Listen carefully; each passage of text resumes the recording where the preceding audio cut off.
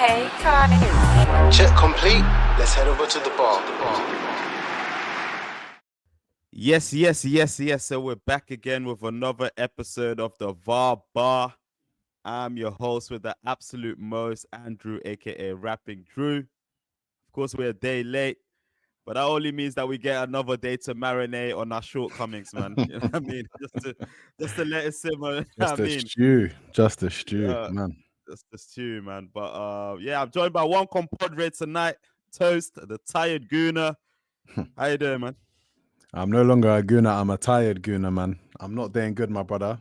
I'm seeing teams drawing all over the gaff. I'm seeing teams losing the big shits derby, and my team cannot capitalize, man. So yeah, man, we're at a crisis point, man. But we take time in it, man, and break it down. Take time, man. Yeah, we'll jump on that very soon, man. How you been though? How's life? Yeah, I've been all right, man. Been not too bad. Started a new job today. I feel like I spent like the last 4 years doing that work from home life. Now, with much regret, going back into the office 3 days a week. But can't complain too much, innit, man? Like just better job, better prospects. So yeah, man, just have to keep on pushing, man. So yeah, man, we thank God for the new opportunity. And yeah, man, it comes at the cost of coming into the office more. But yeah, man, I mean, we'll take it, man. So it's calm still. I'm good, man. What are you telling me? How you been, man? Coach of the year, man. Now, first of all, congratulations, man, on your new job. And Thank you, bro. Me personally, I haven't seen an office in 2 years, man, and long may that live. To be honest, I'm all about working from home.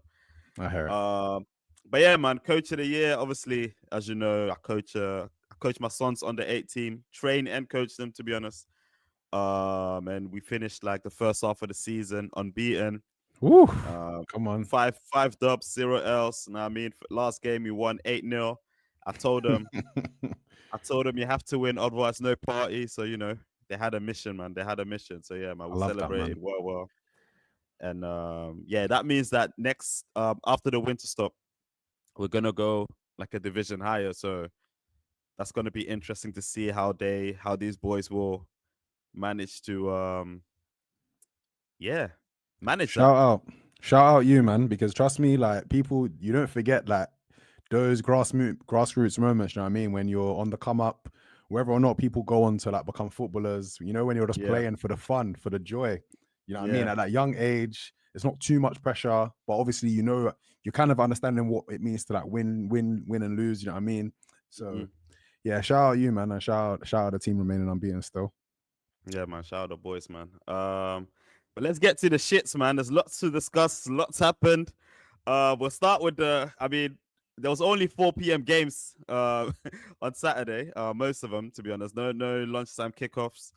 So we'll start with, you know, at the Emirates, man, in London, man. Arsenal versus Everton, which was on the side of me. I had obviously Liverpool on the big screen played at the same time, and I had Arsenal, and I mean, hate watching on the side.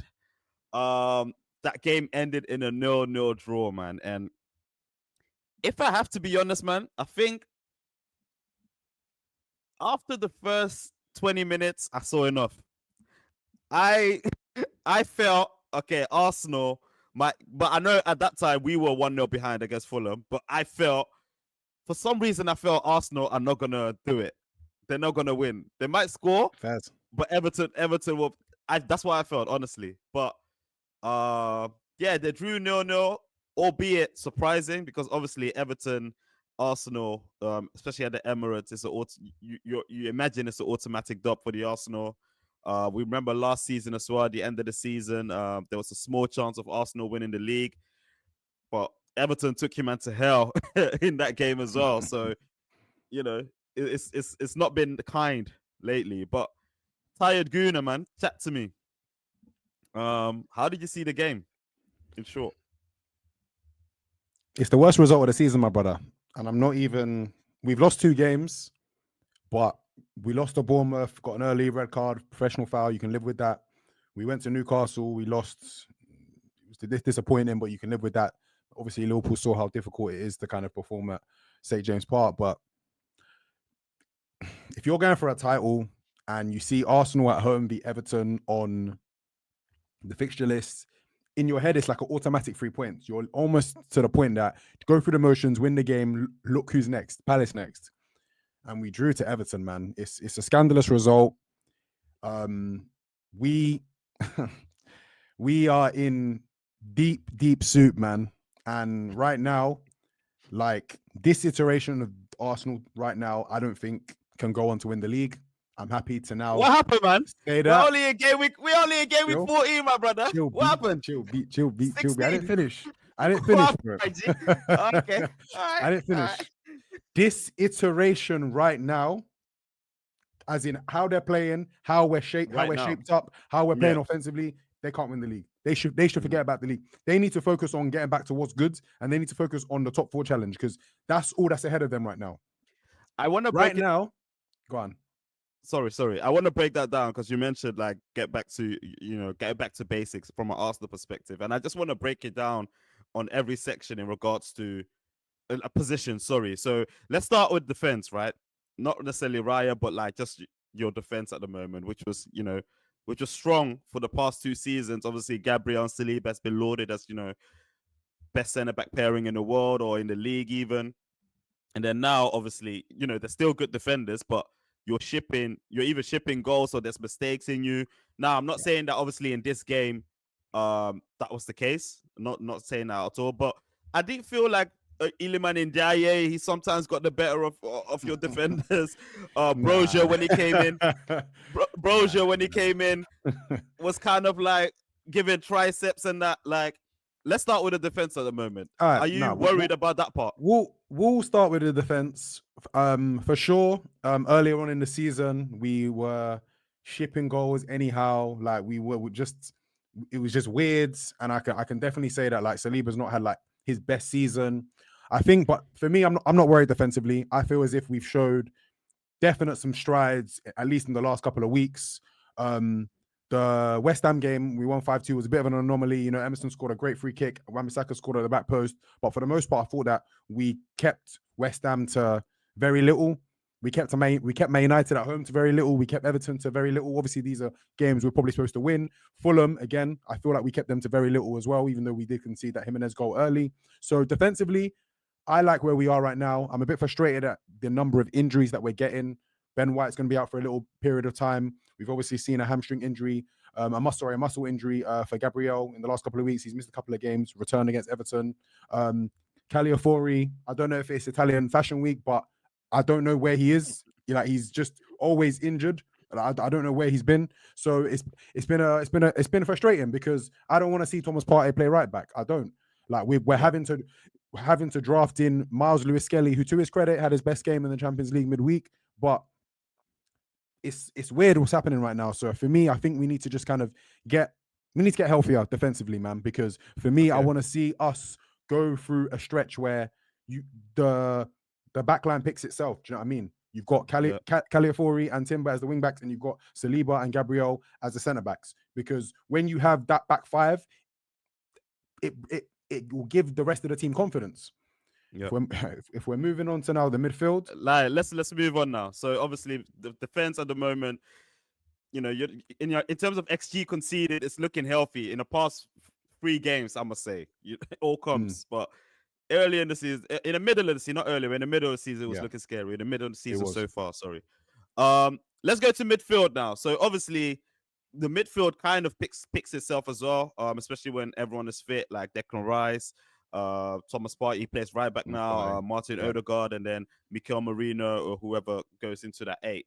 Now, obviously, when Martin Odegaard was injured, this is where Arsenal fans were saying that, we need him back. We're not creating that many chances anymore.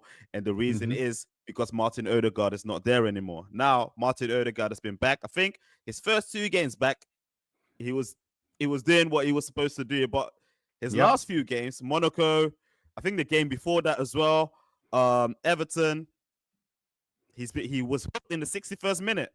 Now, what's your perception of Martin Odegaard and the midfield in general? It's a tough one, man, because again, he came back to the team and then we looked like our usual self, like he created a really good goal against Chelsea. He played really, really well in the West Ham game. We scored 5 in no time. and then suddenly he's taking a bit of a dip. Obviously, people have been running bans obviously on Twitter because he's just had a kid that we don't know if that's playing a factor in his performances and stuff. I mean, I can't speak on that obviously, but I've definitely seen a slight dip in his form very, very quickly, and he's gone from basically from like very high to a very, very high level of performance to very low. Like, I've never ever watched an Arsenal game and thought, yeah, we actually need to take ODG off, man. Like, this guy is thinking out the joint. But Arteta, to his credit, and it was one of very few good things Arteta did in that game, Everton game, and I'll get onto that. Arteta, to his credit, took off Odegaard, rightly so, man. He was thinking up the joint, man, and it's frustrating because for me, you know how I feel about Ethan Wanieri, but yeah, you have to keep it in perspective, man. You're bringing on a 17-year-old to basically try and help you win the game, man. It's difficult, man. And if the players around him are not performing and are not, you know what I mean, they're not producing quality actions, it's going to be difficult for him to have an impact, you know. So I feel as if he kind of really struggles to have an impact. I don't like to be too high and too low about any sort of player. I don't like to get too gassed. I don't like to kind of just do too much too early. But my fears about Mikel Merino thus far have been realized. Right now, I need to understand what he actually really brings to the team, because he just seems like a very normal player, if I'm honest. Like he has a decent level of ability. He gets about the pitch a little bit. He can pass. Not a needle mover. Not a needle mover, basically. But if I'm being frank, from what I've seen we're in December now, it's not a needle mover. So for me, Arsenal don't have the luxury of having passengers in midfield. We really don't, because it basically means that, again, you have Declan Rice doing two jobs. Declan Rice, in fairness as well, I thought he was absolutely stellar last year for the majority of last season. He's been pretty, other than set pieces, other than his quality set piece taking, he's been pretty okay, pretty average. He's not been the 100 million player that I've needed to see from him. And I was seeing that last year. I'm not there this year. And maybe there is more pressure on him because our midfield is slightly weaker. Partey's had to play right back a lot. Odegaard's not been healthy, so maybe he's had more to do. But he needs some help desperately. Like, we can't have another game where Odegaard is at a poor level, Marino's at a poor level.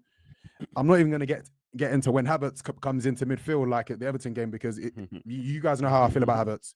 We signed him to play in that left 8. It didn't work. So when Arteta thinks that that's a plan B, it's like a plan F. It's not even a plan B, because we've already seen the sample size. Havertz has no business and is not effective playing in midfield. So when you try and switch up your tactics and then you play Havertz in that position, it's like a -1. So yeah, man, the midfield is looking soulless right now. It's looking lost. Nobody's in particularly great form, and yeah, man, yeah, not looking good.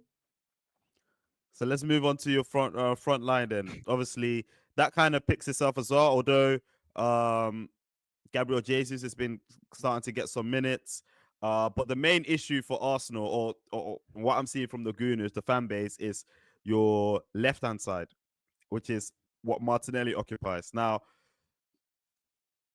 you know, for a moment this season, because you guys have been onto Martinelli for a hot minute, and I was like, are you guys being harsh a little bit? Because yes, he's not producing in terms of like goals and assists, but in terms of like application, in terms of like for the lack of actually trying, still being dynamic, still being, you know what I mean? He's still doing that. It's just like the end product is not there at the moment for Gabriel Martinelli.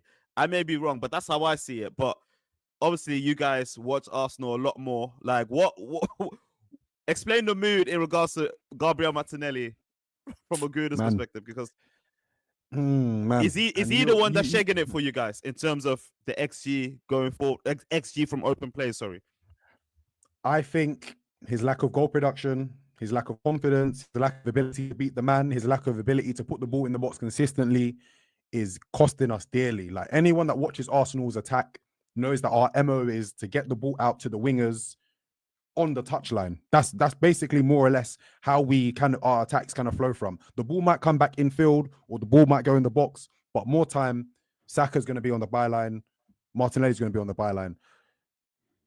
Saka's like a goal or assist a game. Like, even when he's playing badly, he will pop up with something, because he's just that sort of player. more time and assist rather than a goal, which I'll get onto later. Martinelli, man, honestly, like all I can say is every weekend I have to go to war with Havertz and Martinelli, and I couldn't think of two players I'd rather less go to war with, honestly, man. These people are not going to take me to the promised land, man. And it kills me because for me, I remember when Martinelli scored 15 league goals 2 seasons ago. I've always thought he's had like a decent level of ability. I've never thought he was like a silky Brazilian, but I thought he had like a decent level of ability. Like, he has 0 goal threat right now. He has 0 goal involvement threat right now. At this point, he's just running around doing suicides, man. He's running around doing suicides, bro. And, bro, like, we don't have the luxury of having passengers. We already have passengers in the midfield right now. We don't have the luxury of having 2 passengers up top. Havertz can't trap the ball with his back to goal. Havertz doesn't have any business be coming to receive the ball deep because he has no real quality link-up play on a consistent basis. And you're not even getting output from Martinelli on the wing. And then I come on to Saka, and I've said this, you can probably clip me saying this about 10 times about Saka. Saka's not score first. So if he's going to be your best player, you have to have quality that he can feed. You have to have a quality 9, or you have to have a quality forward that he can provide that back post ball to. Havertz and Martinelli are not providing anything right now. And what's the issue is when Saka is your best player, it's a concern, because I've always seen Saka, as I say all the time, he's a pass first player. He's an assist first player. He's not a shoot first player. When Saka doesn't score a goal in a game, Saka's not upset. You look at Mo Salah, who's on the same wing, so he plays the same position as he's one, as well as being one of the best players in the league, he's one of the most greediest as well, because he always wants to score. You look at Cole Palmer. Cole Palmer might be having a stinker for 60 minutes, but Cole Palmer is shooting from 25 yards because he always wants to score. And they have the killer instinct that Saka does not have, because Saka does not, like, for me, if Saka doesn't score, it's just whatever to him. Like, he's not a greedy and a selfish player. He's not going to really pull the game by the scruff of the neck, man. So right now, we're in a hole. This iteration of the team is not going to win the league. Honestly, like, it's so sad. I'm actually hoping for another Dubai moment. I don't know when that's going to come, but genuinely right now, why I say this iteration of Arsenal cannot win the league is because right now, I don't see anything changing. And I've spoken about the defense. I've spoken about the midfield. I've spoken about the attack. I have to put the onus, I have to put some blame on Mikel Arteta. Mm-hmm. Because at the end of the day, if you're watching Arsenal right now, Arsenal look rigid. Arsenal look devoid of ideas. Arsenal look overcoached. We look overcoached. Yeah. How can you see that you're not scoring against Everton and you're still doing the same tip-tap passing around them? They've got 11 men behind the ball. Calvert-Lewin is in the box and he's the 9, and you're still doing this tip-tap. Brother, we had one shot, Andy, in the last 15 minutes of that game. We are going for the league title, or we're supposedly going for the league title, and we had one shot in a game where Sean Dyche basically said, I'll bite your hand off minute 1 for this point. I'm not going to try and really counter-attack until the 90th minute of the game. I'm not really going to try and put you under any pressure. If you can break us down, you win the game. Because the way I've set up my team, we're not going to score today. I had no concern at any point in that game that Arsenal were going to concede. So that game was basically about break us down and you win the game. Or it'll be in. And I will never, ever discredit a lower league team for doing terrorist ball tactics, because they have showed us all of their cards. All of Sean Dyche's cards were on the table from minute 1. Break us down. And I'm still seeing us doing tip-tap passing from left to right. For goodness sake, man. Like, I honestly, even Saka, who's our best player, I feel like he's so overcoached right now that I don't even know if he's scared to do it. But I never ever feel as if he does something unpredictable anymore. It's so predictable. It's so boring. That same ball comes to the byline. Like, people are saying that there was a joke running on Twitter that all of Odegaard's assists are actually him just giving the ball to Saka and then Saka cooking. If you're giving the ball to Saka on the byline, and then Saka has to beat Mikalenko, he has to beat Brandwave coming over, he has to beat Idrissa Gana Gueye. Like, bro, he's not God. He's not God, man. Like, and for me right now, the lack of unpredictability in our team, the lack of the ability for the centre-backs to put a ball through the middle is very concerning. I'm looking at Liverpool's second goal. Perfect example. I'm trying to think who put the ball into I think it was Nunes that got the assist, but the pass to Nunes, I don't know if it came from Joe Gomez. It was a great pass into Nunes. Nunes laid it off to Jota. Jota chopped the man, finished. Brother, in a game where you need a goal. You can't just be bombing it out to the wing. You can't just be bombing it out to the wing and then hoping that Saka and Martinelli will cook. Try some invention. Try something different through the middle. I know Havertz hasn't got the quality of Jota, and I'm not saying that he would have even been able to have scored the goal that Jota scored. But what I am saying is, it's looking like the team is scared to do something different. Like, and that comes. So when I was screaming this after the Southampton Leicester games, because that's where I saw a few chinks in your armor. Where was all of this? Let me say, maybe you actually saw it as well, but obviously it was still early in the season, and kind of nothing has really changed consistently, at least. So between that period and now, nothing has really changed. Nothing has really changed. It's going to change in the future. Nothing's really changed, but to our credit, it is a results business, my brother. And even though maybe we weren't playing optimally, we were getting results. You're beating the teams like the Southamptons and the Leicesters at home. This was another perfect example where you just have to get by and get through points, and we didn't. Honestly, I'm not even being exaggerating when I say that this is the worst result of the season. Genuinely, like, this is worse than losing to Newcastle. This is worse than losing to Bournemouth. A lot of our draws, the Liverpool, Chelsea, Man City, Fulham, that can happen. Those are fair draws. 3 of them were away. 1 of them was obviously at home, and then I know we've drawn another 2 games as well. I can't remember them off the top of my head. This is the Everton being one of the fifth draw, and there's another draw I can't remember. Brighton maybe. This is the worst result of the season, and right now I am a tired gooner because we are in big trouble, man. Like, genuinely, my brother, and I know Arsenal are not the sort of club that will do this, but genuinely, if we don't sign a player in Jan, if we don't sign, like, literally, if we don't sign a needle mover in Jan, like, this championship window dies here. It dies next summer, man. Honestly. So yeah, just man. One last question in regards to, like, obviously a lot has been made about, like, your open play, your chance creation from open play. Obviously with Odegaard coming back, that was meant to be rectified. How do you, just from the players that you have now, how do you feel like Teta needs to get that going? Because there was a stat that someone showed on Twitter that Arsenal had 13 shots. They had most of the ball. They had most of the ball, but they only mustered up 13 shots against Everton, whereas Chelsea against Brentford had 13 shots in one half. How do we? And I know Chelsea, they're an anomaly in this, but I'm just saying, like, obviously, Everton at home, you should be able to, like, the goal mouth, innit? How do you think it should be handled? How do you think you could get the better of?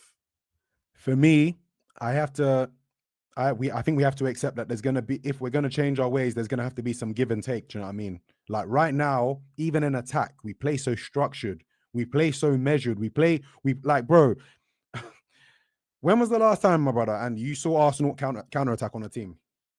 Genuinely, when was the last time you actually saw Arsenal counter attack on a team? And we can't say that every team plays a low block against us, because it's simply not true. I can't remember the last time that Arsenal had, like, 3 or 4 attackers running at 2 or 3 defenders of the opposition. Like, the way Liverpool were countering Fulham from those corners. Like, bro, it's the lack of unpredictability. It's the lack of unpredictability right now that is killing us right now. We are too overcoached. Like, we can't just continue playing the same way, doing the same actions, expecting the same result. Maybe the wing backs have to bomb once or twice a game. Maybe Saka go to the left wing for a few minutes. You know what I mean? Put some pressure on defenders. Get the wingers to swap. We see it all the time in amateur football. There's no reason why we can't, why they can't do that. But right now, everything just feels too overcoached. Everything just feels too structured. And if we keep doing the same things, teams are just gonna send 10 man behind the ball more time, and we're not gonna break them down, because right now we don't have the quality to break this team down. Yeah, I think Teta mentioned that as well. He's mentioned that in a few interviews as well, where, like, experiences from past seasons where like he basically doesn't want Arsenal to be open, and he doesn't want a game like a basketball game, because he I knows get you. that obviously Arsenal they don't have the minerals for those type of games, because then he'd rather have the control. And like you said, it is give and take, and this is how he sees it, as like with this crop of players, this is how I have to do it. But the risk is proof, man. And this is the next game, great segue we're going to go into. It's the Liverpool versus Fulham game, which also ended in 2-2. And obviously it happened at the same time as the Arsenal game. And for me, we didn't play the Everton game. So this game, for me personally, this is since 2001, man. Every single game at Anfield, I'm expecting a dub. It doesn't matter who it is, simply because we're playing at home, innit? So this was the same. But obviously, knowing that Fulham, against the top 6 teams, Fulham, they Super Saiyan 2, 3, 4, 5. They move mad. Yeah, so facts. I know that this was, like you said, against the Everton game. Just what did you say? Like, go through the motions, get the 3 points, leave, Keep look it forward to stepping, the man. next game. Keep it stepping. Simple. That's really what I wanted in this game. But in the first 10 minutes, you already saw what time Fulham were on, because they were on to us. Robertson was moving. That guy, I don't have time for that guy. I've been telling This you guys. game was a tale of the 2 left backs, man. Like Robinson was moving brazy Robertson with them and Robinson, yeah, and Robertson, bro. Trust me. and Facts. Robertson, you get me. So yeah, from minute one, it was we were looking shaky, especially from that side, innit? But if I have to be honest, they should have had a red card. But it was offside, innit? But that tackle on Robertson was egregious from Diop, in my opinion. You thought that was a red? I mean, yeah, I saw why the referee gave a yellow. Wait, did the referee give a yellow? He gave a no? yellow. He gave a yellow in the end. I think a red would have been harsh. It was high. Don't get me wrong. I just don't think there was enough power for it to have been. Yeah, he like didn't a really red. pam him, but He didn't pam him. but he didn't pam him. But I was like, fam, if that wasn't offside, it could have been, because it was dangerous play. Fair. Regardless, it was high. Fair. But yeah. Then after that, I think the first goal was Andreas Pereira, in it. Robertson bombed down the left, crossed it in, and then he just swung his leg. It clipped on. It was I hate conceding these type of goals, but bro. at this point you're up against it. But I felt like, yeah, we should be able to win this game, man. We should be able to see it through with the power of Anfield. But then obviously Robertson makes a silly mistake. I mean, it's not even because obviously he's carrying an injury or carrying a knock, so he can't really take the touch from early in the stride. game. Yeah. But for me, as soon as he saw that the touch was Higgy, he saw Wilson was coming across. Yep. Leave it to God, brother. This is my number one rule. Don't compound one mistake with another mistake. You've already made this mistake. Like, bro, you have to, do you know what I mean? Have some composure to take the potential L. Like, bro. Take the potential L. Leave it to God, because VVD was still there, and then trust your goalie. Because I think that's one thing I rate Van Dijk for. When he makes one mistake, he leaves it to God. He trusts his goalie, or he looks a fool in it. So I felt like that's what he should have done, because I felt like 11v11, Fulham would have probably lost this game 4-2. Fair enough.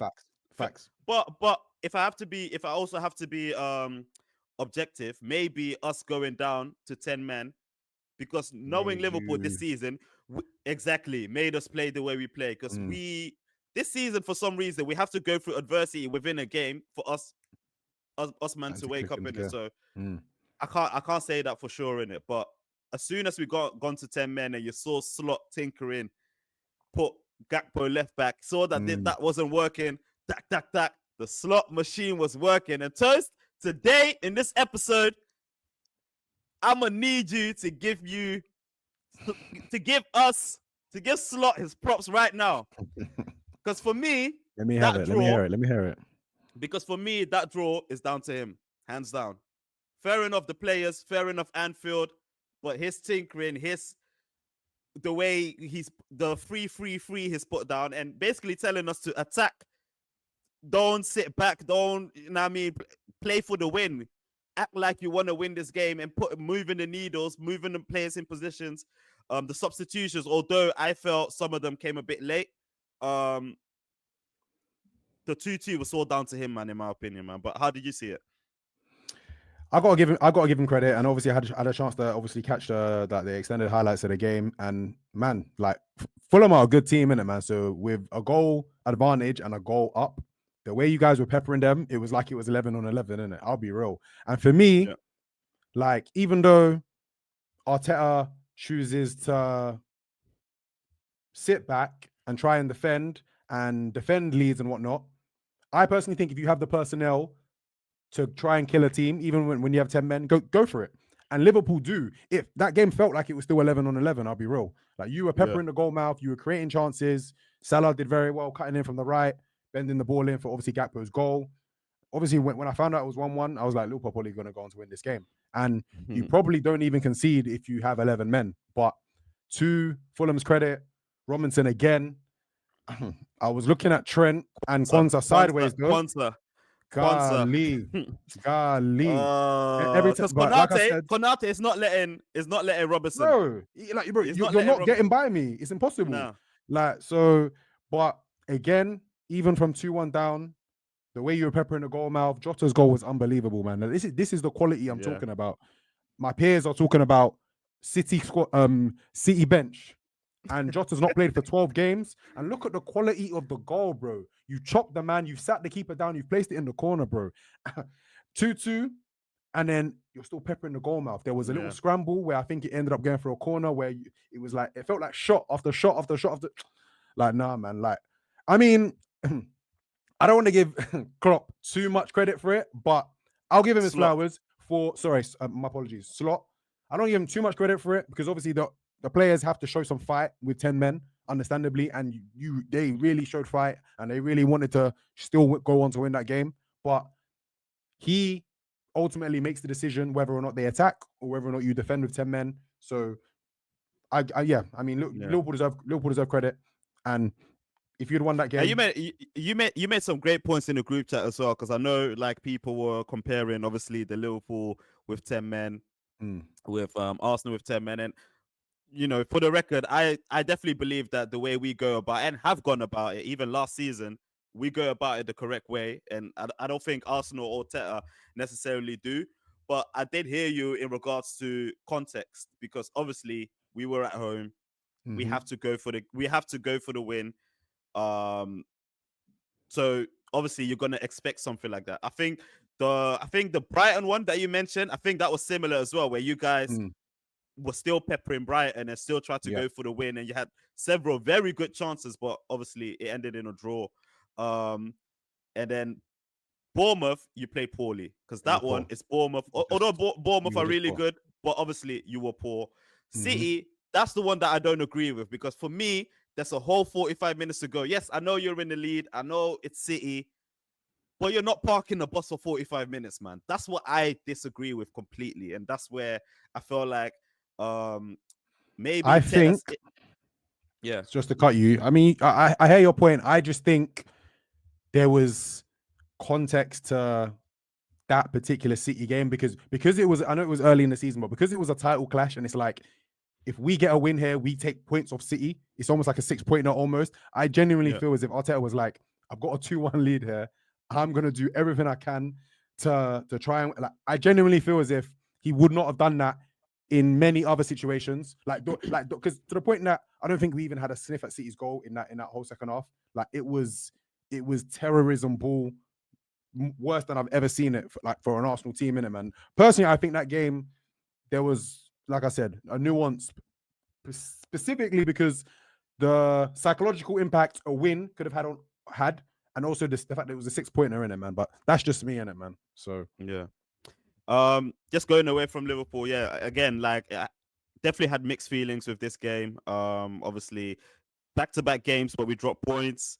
We're gonna touch on it later, but now Chelsea have crept up on us, so yeah, we need to start getting the 3 points, man, because are you starting to feel the adversity, my brother?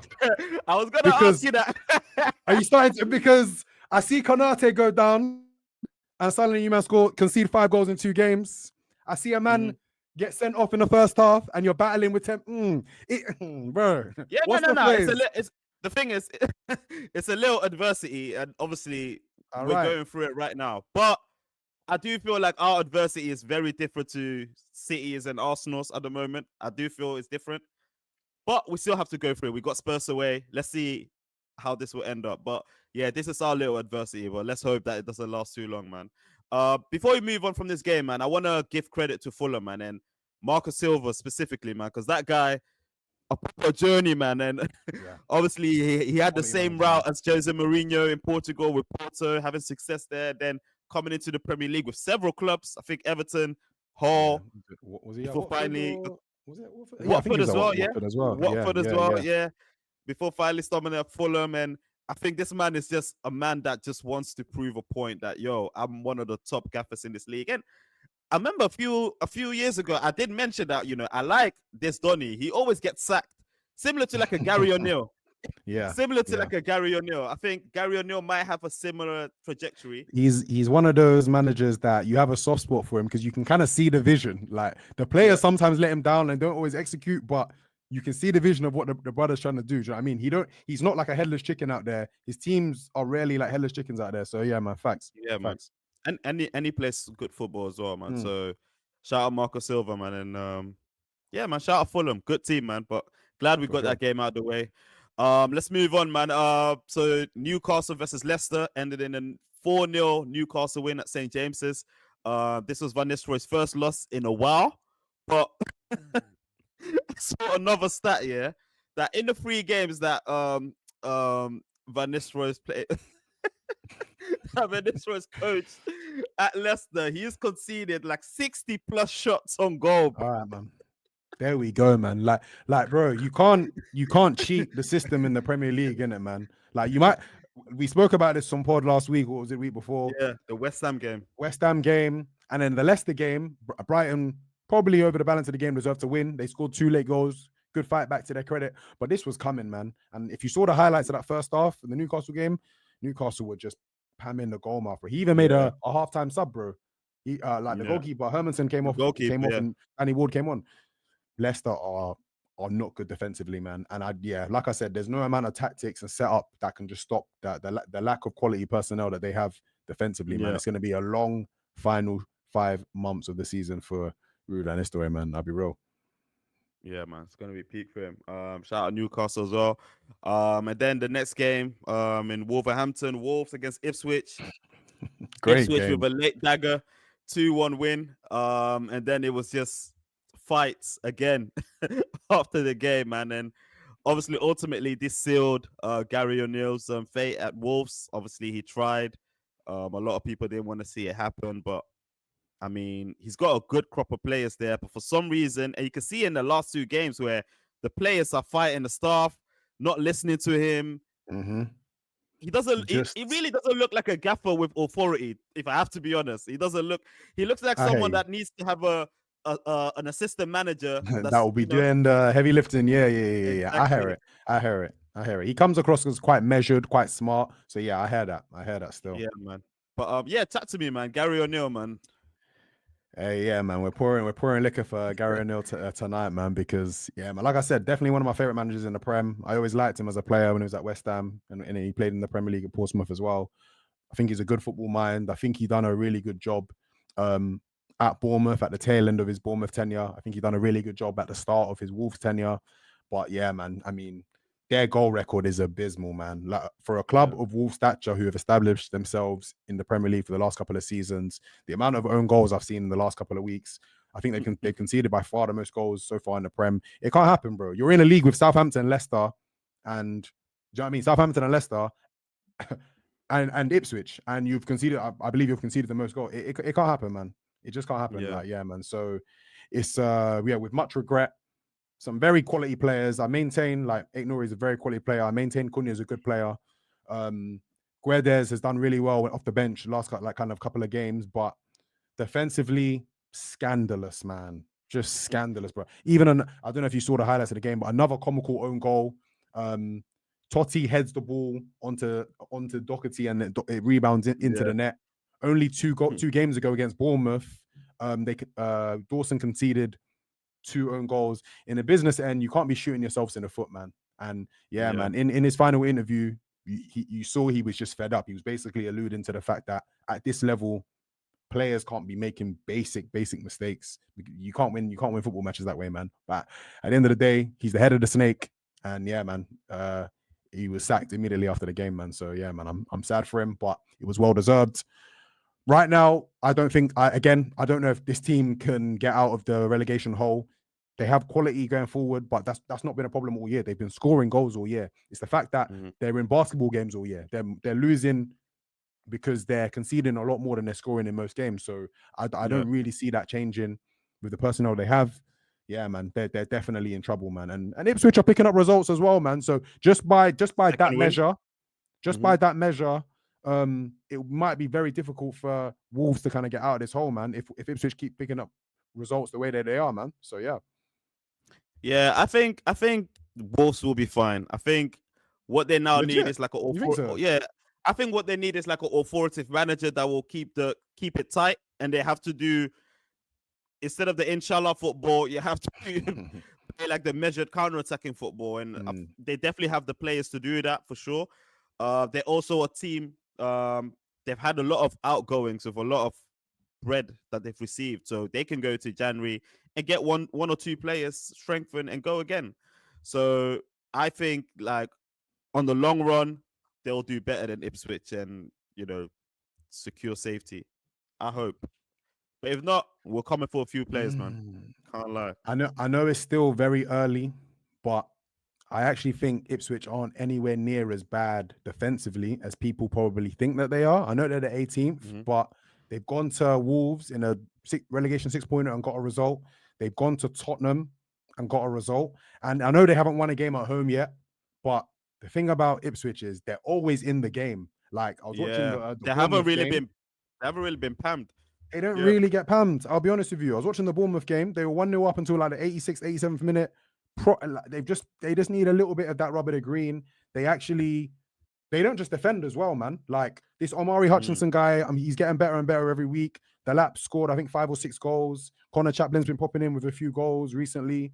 And I just think generally they're a lot more solid than if you look at them on the table, or you see the fixture come up and you're like, Ipswich, it's a pamming. But on it, like, I've got to give them credit, man. But however, they still do need to kind of put more points on the board, because right now, yeah, like you said, they're only 3 points behind, ahead of Wolves.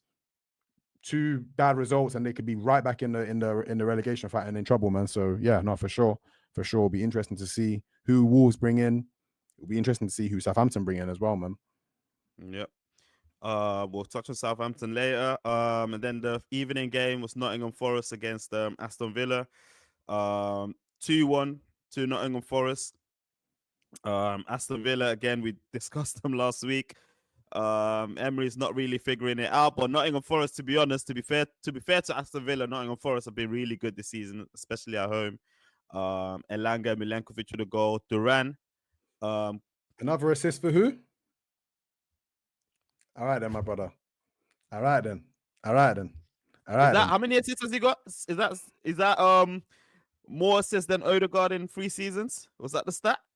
It was. And that actually speaks to the level that people need to start putting MGW in. Do you know what I mean? Because Curtis Jones, can you bring 10 assists to the table? Talk less of 20, man. Talking about, man. Put some respect on that boy's name, man. Put some respect on his name, bro. But Curtis Jones, man, he does it everywhere, bro. Champions League. Come on, man. Like, say no more. I don't think they're mates, but Morgan Gibbs-White is definitely a good player, man. 100%. Say no more. 100%, man. Aston Villa, get it together, man. Where are they now? 7th. Yeah, get it together. And then we'll move on to the Sunday games. Brighton versus Crystal Palace. Brighton again with an L. Crystal Palace, I think this is probably their best game this season I've seen of them so far. Glasner's picking up points slowly but surely. I think they sit in 15th place. They haven't lost in like 5 games so far, so a couple of draws and dubs in there. So shout out Glasner figuring it out. And Ketia doing mid things again. But Ismail Assar, 2 goals. Chaloba with a goal. Right in form for the Arsenal game, man. Chat to me. Yeah, not looking forward to that game, man.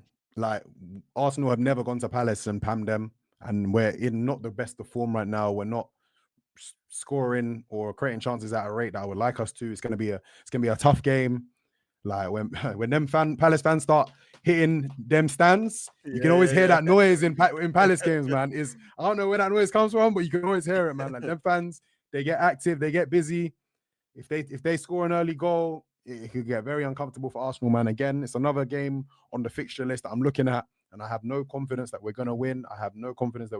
So yeah, man, it's long. It's long.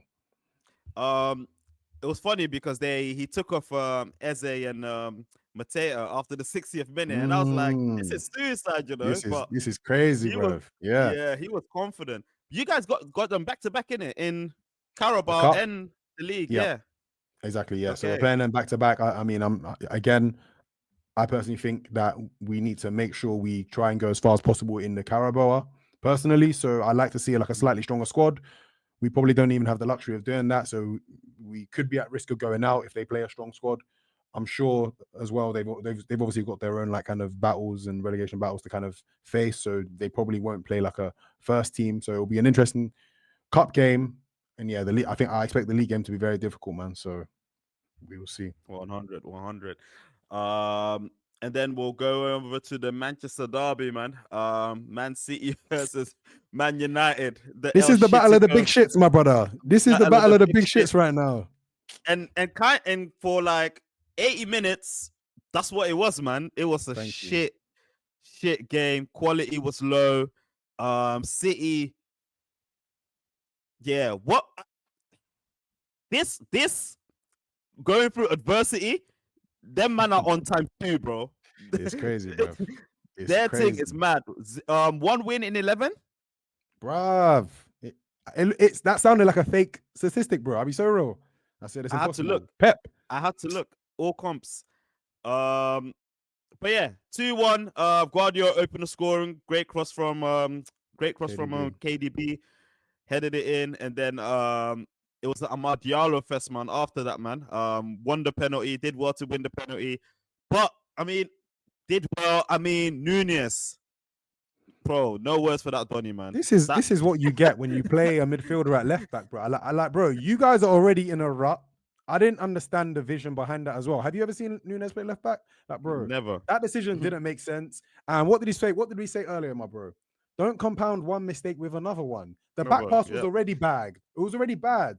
Get back. Just try and put him under a little bit of pressure, but you're in the box. Don't be rash. I think he tried to anticipate the cutback. You can't be diving in like that in a game like this. Like, come on. Honestly, it was criminal. That was poor, man.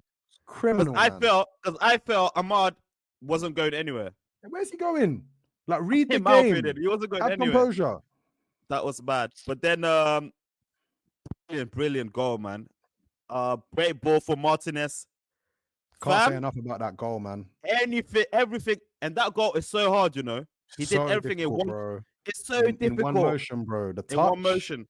The fact that he had to let the ball come down, he has to make sure that he hits it on target. Mm-hmm. The run, and to be fair, having looked at the replay, Guardiola could have tried to clear it better. I think he let it try to come across him and then tried to flick it weird. rather than maybe using his the outside of his foot of his left foot maybe, or maybe trying to use the inside of his right foot. I don't know what he was trying to do, but either way, man, you can't take away an unbelievable goal from Amad. And Amad's been cooking, man. He's been cooking. I can't lie. So for me, like, him to win the penalty, to get the goal, be the man of the match, and it's limbs in the away end, man. Like, it's a big win for Man United. But having said that, I don't want any Man United fans. Man United fans, look at me. Look at me. I don't want you, man, to be under any illusions that you, man, played well in that game up until you equalized, bro. This was not an Amorim masterclass. And again, Rome wasn't built in a day. I'm not making any judgment on Amorim probably until at least next season. But don't be under any illusions that this result changes anything. You guys were drab against a very poor City side.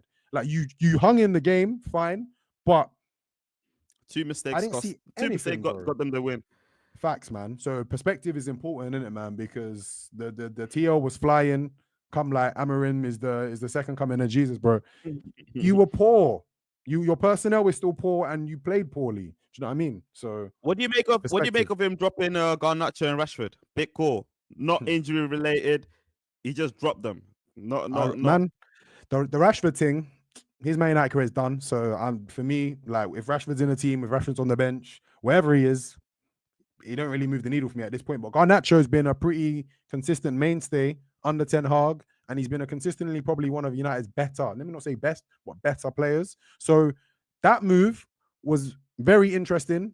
Not necessarily sure what kind of went into it, but I obviously saw a little quote that Amorim said, that he says that he sees them in training, he sees how they're carrying themselves going into the game, etc., etc. Completely fair enough, man. Completely fair enough. Cool, but when you win 2-1 against your nearest and dearest rivals away, it's justified, bro. Credit in the bank. Justified. So yeah, Credit man. in the bank for sure. Before we move on, Pep Guardiola. I mean, the record is horrible. It speaks for itself, really. Although I do think, like, I still have got no smoke for them, for City or Pep.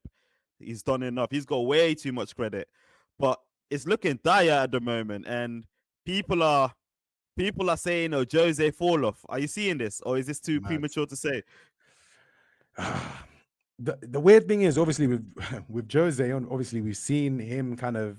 I mean, I don't even want to say fail, because Jose is a great manager, but we've seen him kind of flatter to deceive a little bit in situations where he probably should have done better. Man United, for instance, Tottenham, for instance, they were pretty disappointing stints.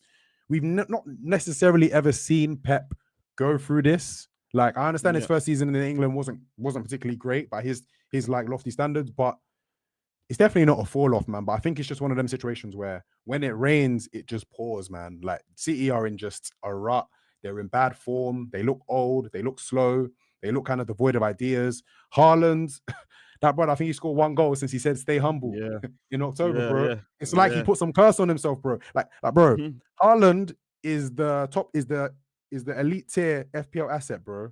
Haaland is not even in consideration right now in like fantasy teams, bro. Like, because he don't even look like scoring right now. Yeah, he don't even look like scoring, bro. Man. So it's man, top to bottom, it's strange. AK-47. Trappo once said the clips get filled like Foden. I'm not, bro. The gun is just firing blanks, bro. I don't know what Foden's doing this year, man. That's Philly in this bitch, man. That's I'm charging in this game. I'm charging into the game, man. That's my guy, man. I'm even. Yeah, but yeah, he's moving mad as well. It's looking very spooky for City at the moment. But at the same time, man, I was watching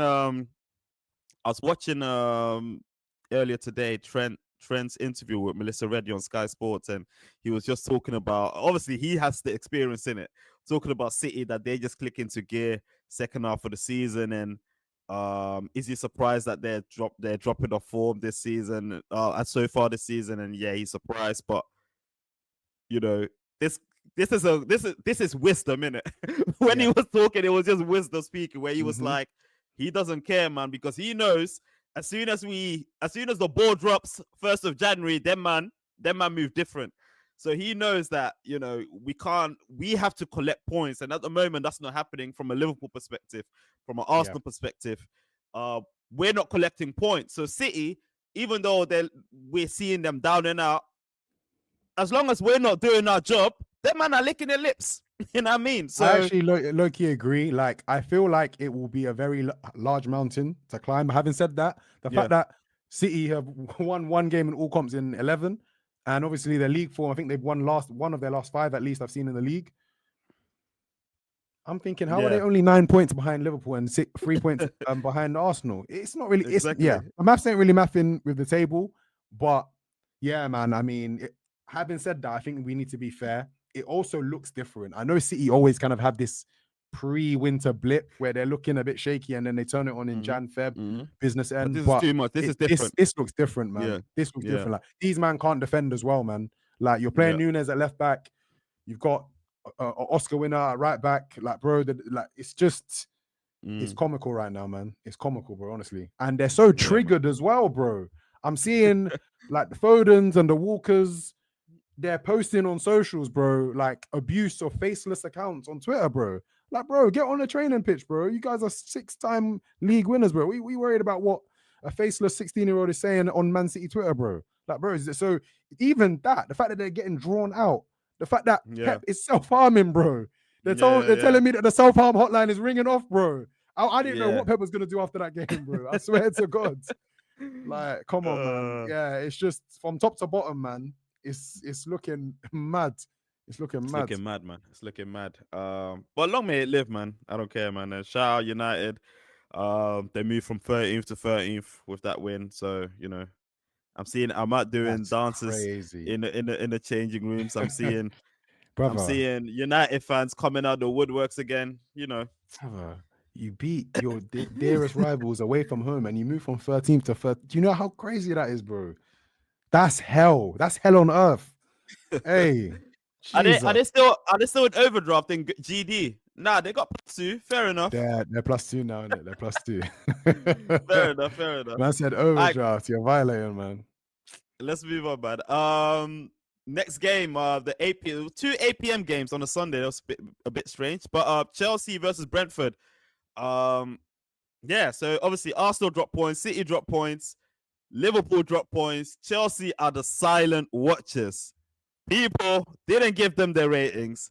People said it will take a while, iron people, for them to even get into the top 4. They Facts. got into the top 4. People said, yeah, they don't have enough to challenge for the league. People said they got a shit defense. They've got the 3rd best defense in the league. I mean, I said it 2 weeks ago. I'm worried because Chelsea are coming. People are still saying that, you know, they're not worried about Chelsea in the long run, blah, blah, blah. I'm thinking this will be your 13-14 Liverpool season, but they might, if we fuck up, they might do it. You know what I mean? Because they got the win against Brentford, a very tricky Brentford, a Brentford that scores a lot of goals, even though they do that at home. Away, they've lost their game, so they've dropped points away. But again, they're a very good side, even in the game at Stamford Bridge, man. I love the way Brentford played. Even though Chelsea had all the possession, but as soon as Brentford got the ball, they looked for the counter, they looked for Mbeumo, Wissa, but they were stifled for the majority of the games, man. Cucurella with a great header, Nico Jackson with a brilliant goal, man. And again, I'm looking at my number 9, at least the Donny that has 9 on his back. I'm looking at him. Both, man. I'm looking at him and I'm thinking, you're never doing that. You're never hitting the ball. Bro, fam, the defender said, you're not doing anything because you're right-footed. You can't come into your right. You have to either cut into your left or cross it. Nico Jackson said, fuck off. I'm slapping it near post. Tell your keeper, stop that. I need to give Nico his flowers, man. That's Samuel Eto'o things, bro. I'm gonna have to hold. It's not often I hold L's, but I'm gonna take the L for running the bands with the Sonogo thing. To be fair, to be totally fair, he looked mid last year. Like, I think we should keep it a buck. He didn't look like a needle moving sort of 9, but there's some sort of confidence that he's. I don't know if it's the fact that maybe not Noni, Balloon Man, what's my man's name? Nkunku. Sorry. Yeah. I don't know if it's the fact that he's fit and he's obviously providing competition.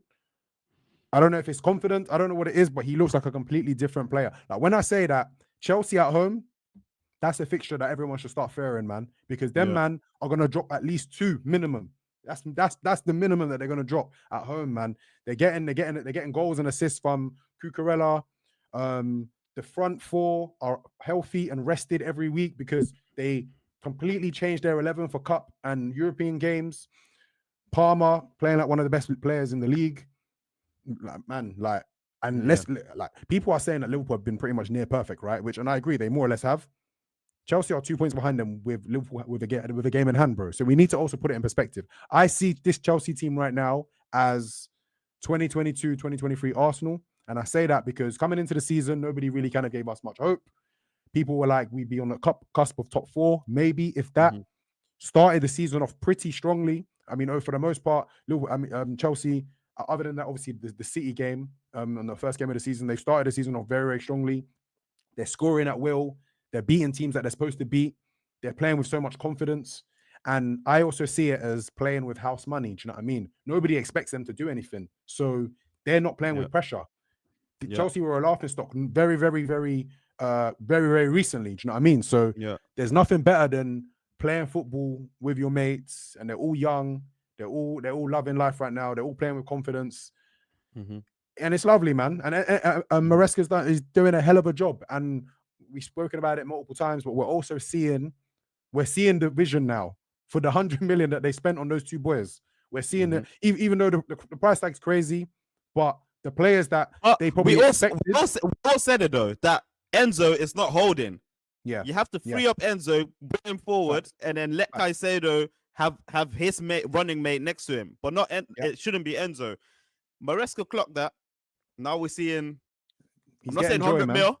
We're seeing 30 mil. 30 mil. We're seeing 30 mil, and he's an Argentine, and there's some racism allegations, so I don't really like to show him love like that.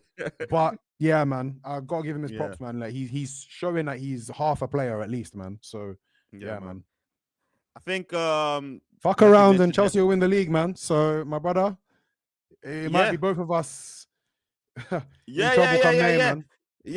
And that last season, I felt it was shameful for both of us not to win the league. If we this season, both of us though, fam, I'm leaving everything. You won't see me into Maresca project, man. Man. That's crazy. That's crazy, man. But yeah, shout out Chelsea, shout out Brentford as well. I think Brentford will have a very good season. If they keep it tight, of course, at home specifically, and make sure they remain unbeaten or do good stuff at home. Fam, sky's the limit, man, for them, man. Shout out them.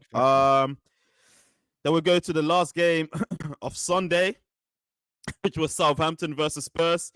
Liverpool went to Southampton, did up life and death. I think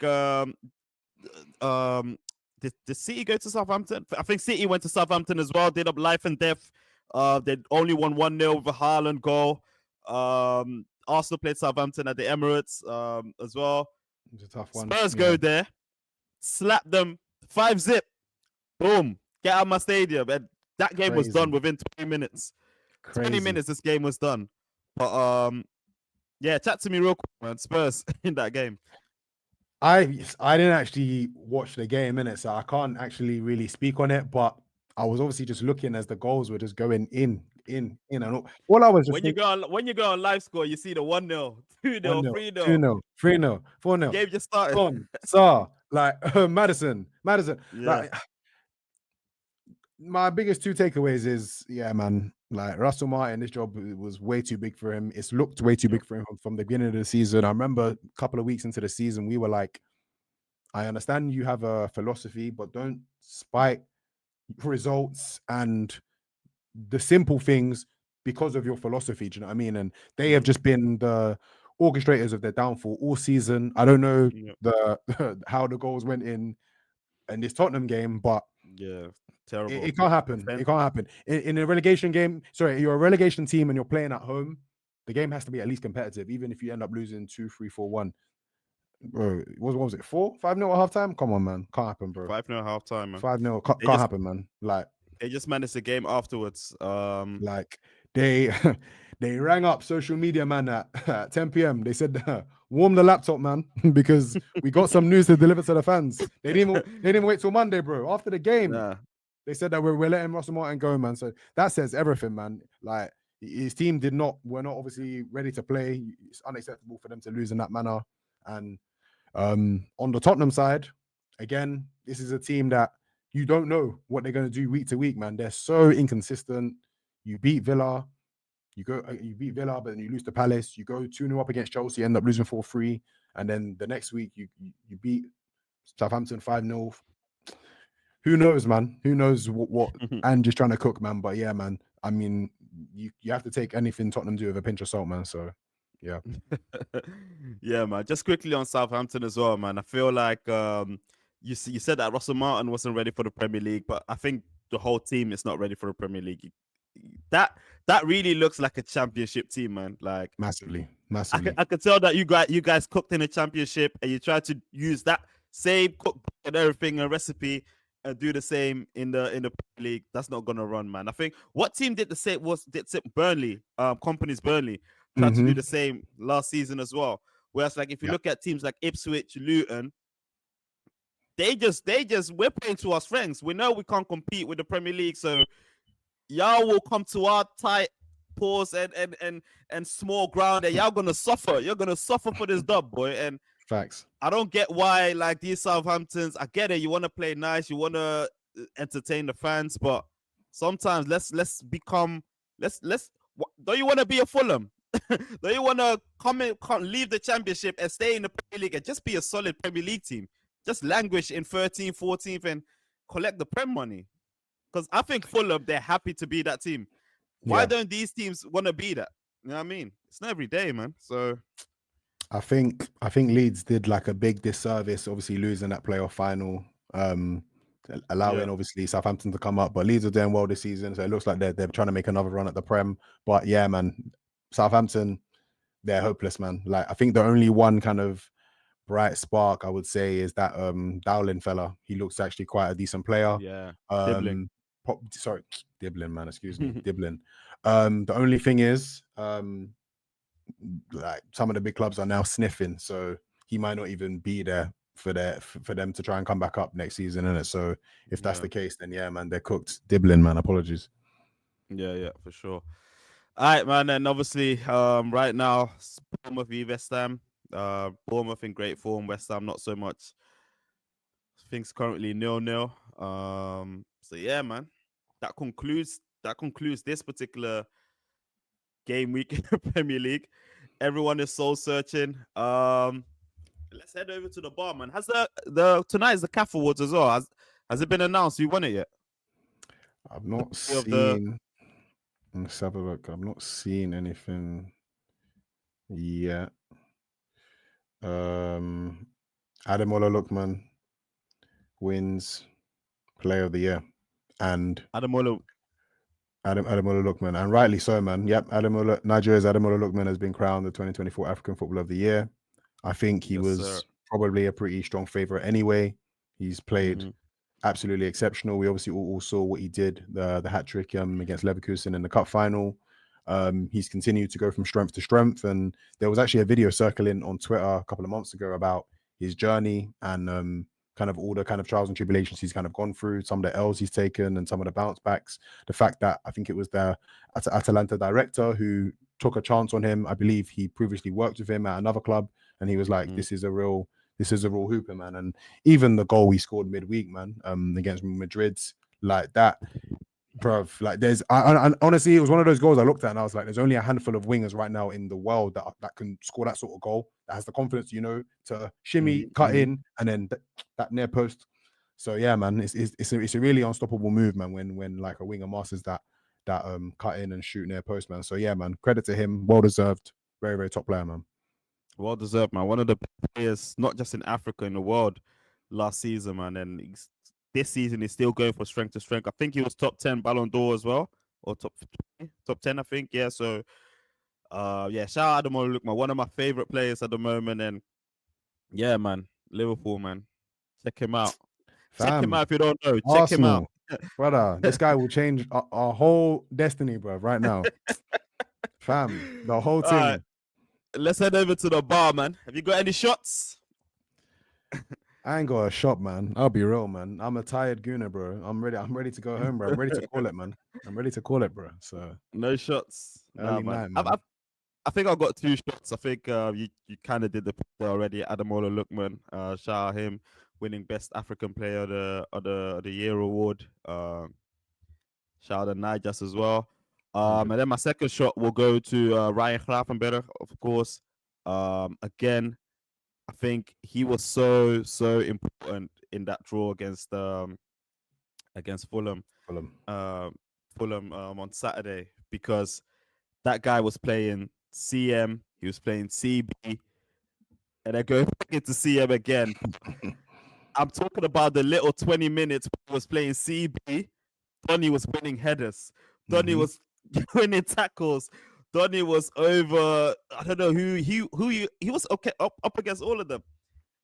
He is just like the switch that he has made, and I know because I've been following Gravenberch for a long time, so I know he's super talented. I know that, but obviously from last season, how we saw that he was going through the motions, not really knowing what his positions were, not impacting the game too much. Not impacting the game too much. To now this season, put in for a 6, Zubimendi. So he may have not even got a chance to, show what he's done. But he's taken his chance, man, and he's just run away with it, man. And yeah, even though I want to give credit to what's his name, Slot, for inspiring us to the 2-2 draw. I think Gravenberch really, really showed that he wanted to win that game by all means necessary, by not conceding and by trying to affect the game on the other end of the pitch, man. So yeah, man, my shot goes out to Ryan.